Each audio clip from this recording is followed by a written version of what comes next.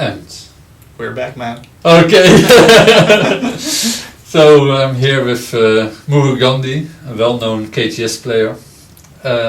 Former legend. Yeah, so you're learning. We left yesterday with this Atari, white, I assume, what was the name again? Yeah, you're good at trying to trick me, but I'm not saying the name yet.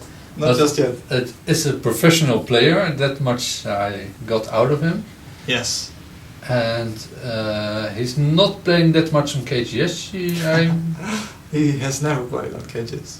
Okay, so he's Korean. No, he's Japanese. Both players are Japanese. Okay. And, That's why they're focusing so much on shape. yeah, I think so. I mean, Japanese players, they like to play calm and honte moves. It's a bit of a generalization, of course, to say such things, but it's true that a lot of Japanese players, especially from the olden days, you can really see that they play very slow and calm and quite peaceful and beautiful. And yeah, shapes are very important in that. So these are modern players because they cut everywhere and play moves like this. I will not say that. I'll not go into that. You will see later. I think we still have some reviews on this. Okay. It's a very interesting game. So, well, last review, Black Atari here. Spent some moves to cut, and now he has to continue this play. So, of course, white extends. Okay. Never play Tanuki in this kind of case, because this is, of course, terrible. You can never allow something like this to happen as white. This is way too good for black. Such a Panuki in the center, and this is not even just a Panuki because there are even more stones here. So this is really like, I don't know what this is, but maybe a bunker that, yeah, is waiting for you, like, I don't know. I think you are exaggerating. No, this is at least 30 points. At least worth 30 points, maybe even more. Because now the center is also quite important. Black is the only one that has stones in the center. And yeah, what kind of stones? You can see this is really, yeah, very painful for white. Okay. Don't doubt me. This is, never doubt this. Even if it comes from me. This is very, very, very crucial. So, okay. And almost always extend to an Atari.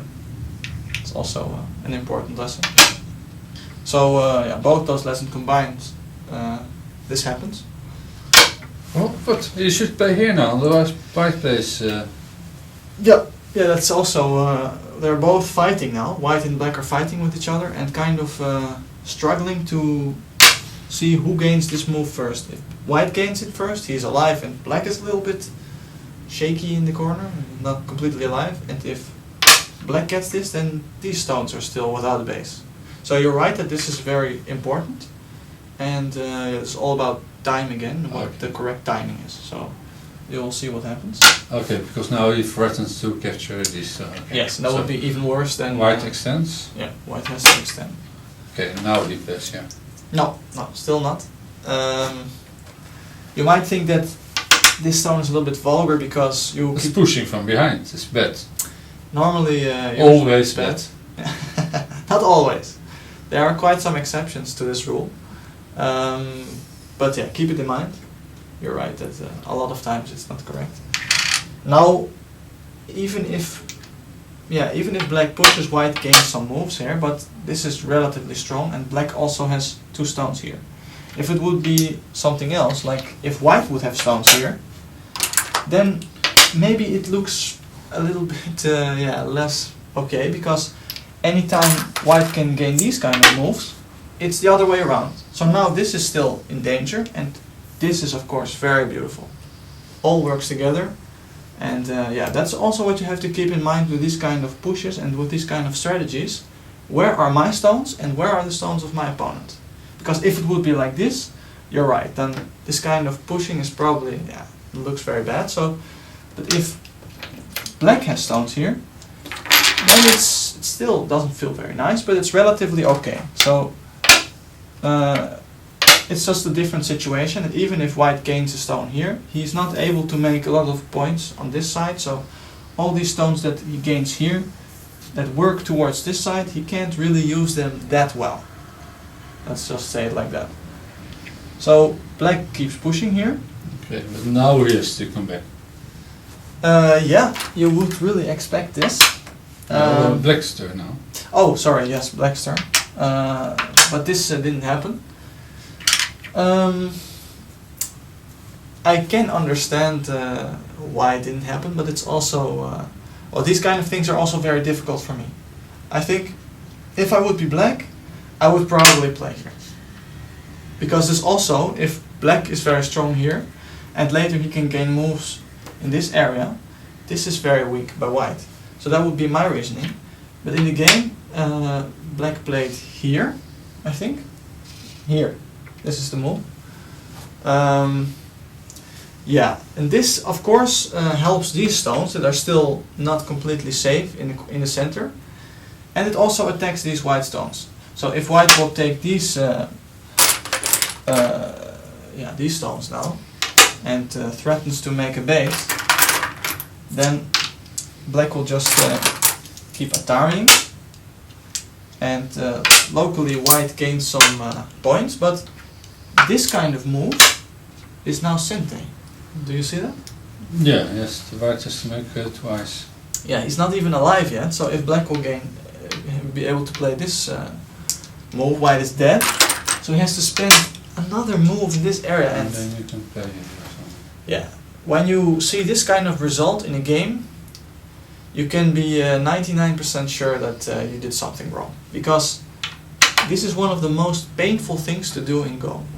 If you have to play in your own territory. When I was learning Go in 2003, I was on a Japanese server. I don't think it exists anymore. It was called WWGo, and I was playing with all the Japanese men, and he would never kill my groups, but he would make sure I would do these kind of things, and he would make sure I would have like 7 groups on the board, and did not kill them. Or he could later. I understand. I didn't know at the time, but I reviewed them later, and he just waited until I was forced to make moves like this. I think that's a very nice way of playing. Also, It's very very cool. sadistic. Very sadistic.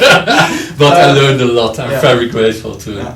There's one Dutch player, very strong, legendary Dutch player, Rob van Zeist, who also sometimes has this kind of style that, he does moves that do so many things. So suddenly, a very simple move, it looks really good because, it attacks my group, it makes a base, and it also does something in the center.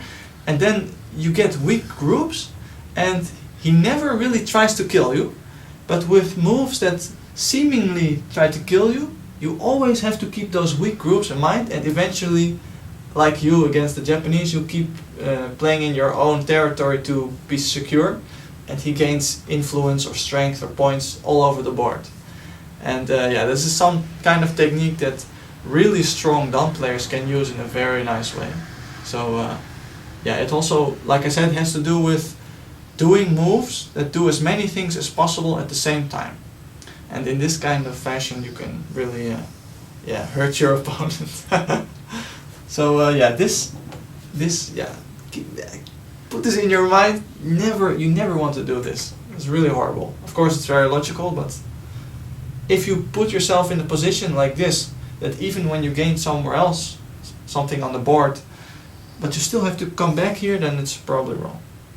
So keep that in mind. So of course this can't happen. This is way too good for black. No, the white stone was there. Yes. And here this one. Yes. Like this. And black plate here. Black plate here, yes. So now white doesn't have the time to play here. That's why this move is actually quite nice, and it also helps his own weakness.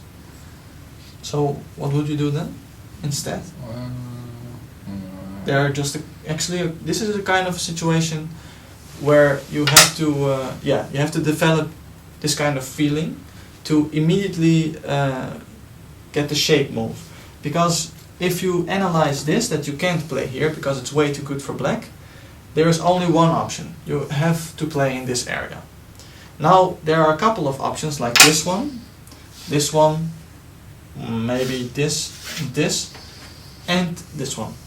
And in this kind of case, this is a very nice move. It's very good, because it looks like black can cut, but not entirely.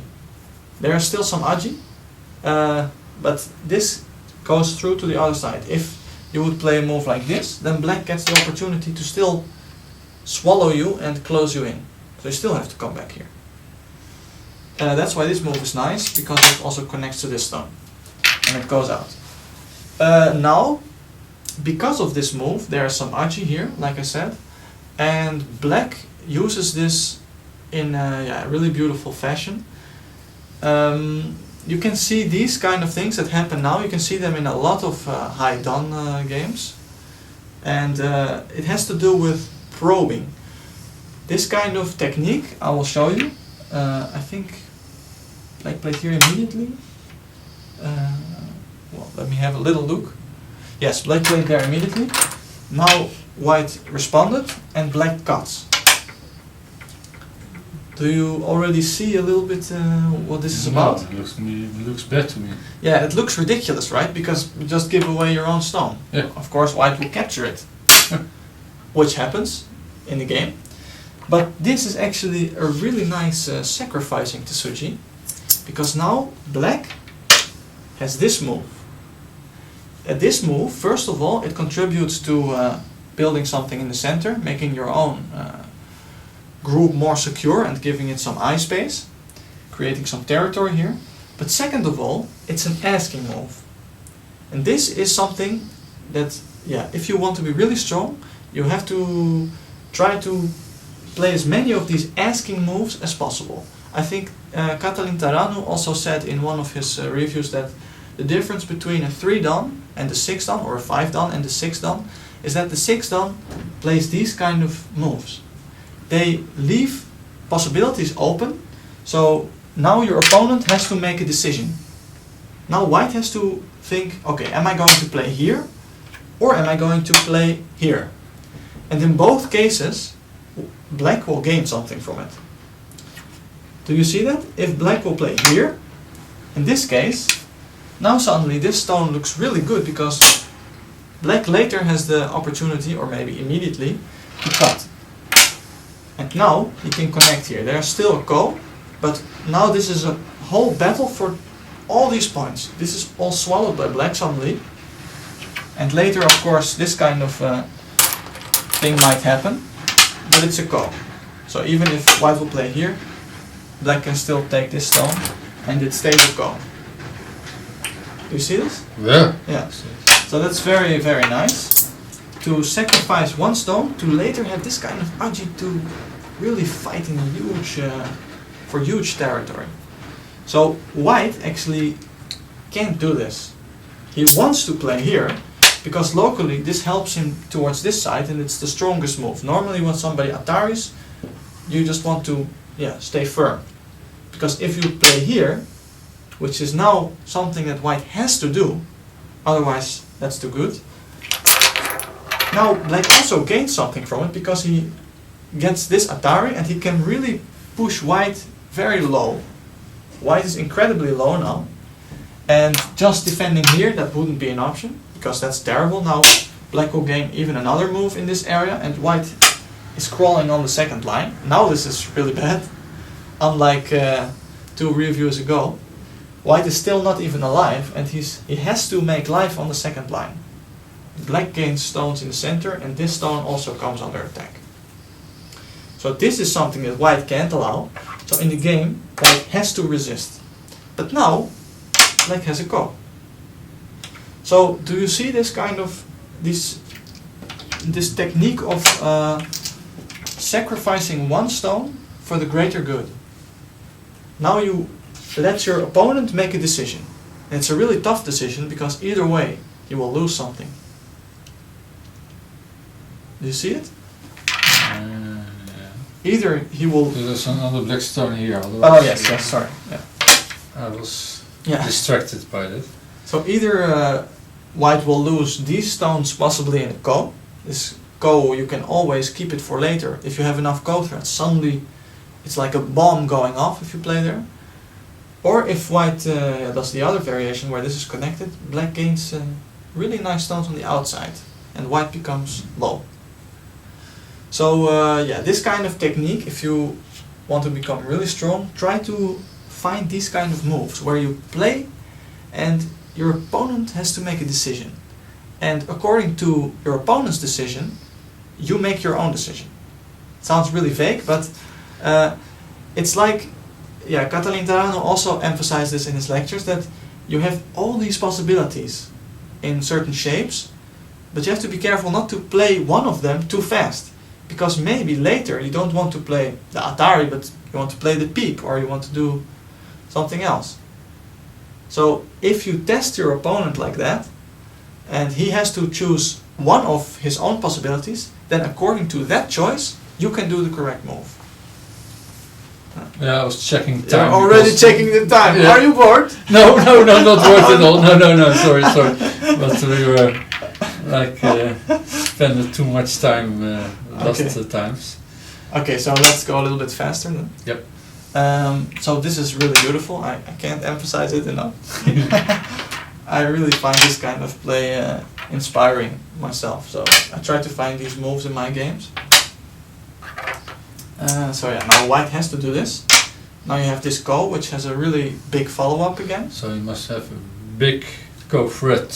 Yes. Where would you play?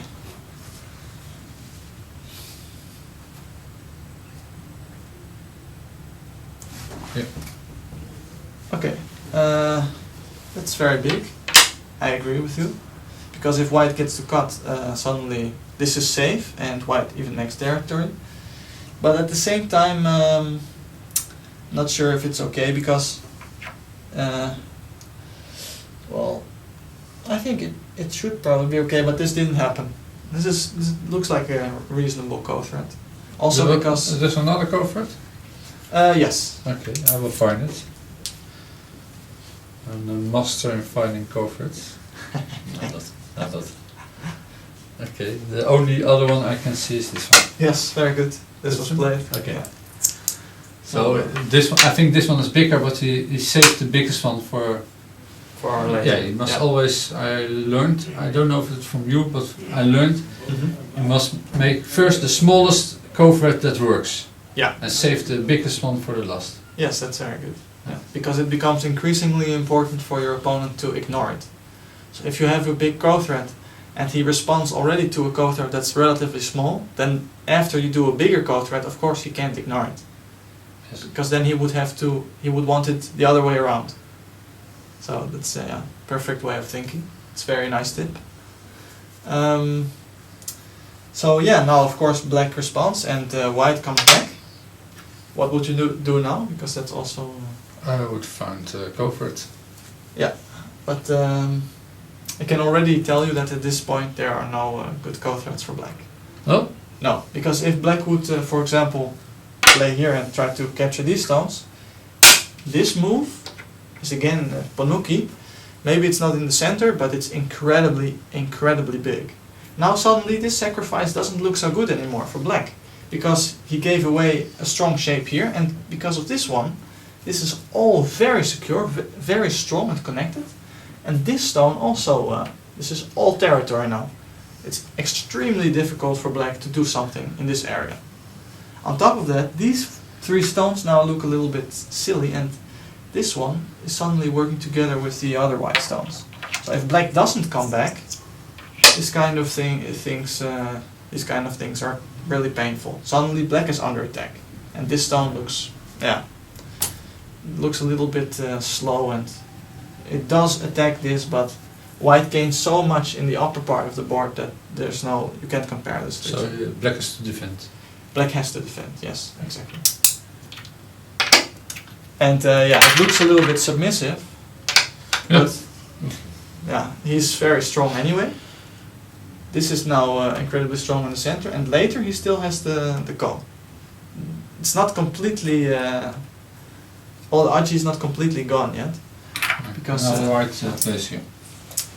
Yes, I think that happened in the game. Really? That's- Finally, I got it right. Yeah. After 202 times trying. That's very good. And part of this is now that even if this, first of all, this stresses this corner. So white is now more or less alive, or well, he is alive when he does this, and black is still not entirely safe. So black has to be careful. But on top of that, this stone, when white is alive here, this call becomes less interesting for black. Do you understand that? Yeah. Because if black can take the ko at this point, there's still a fight for this whole group. But now, it's just a ko for a ko, basically. A ko for these points here. And not for everything. So this also makes the ko less attractive for black. So this is a very strong move at this point. Let's have a little look.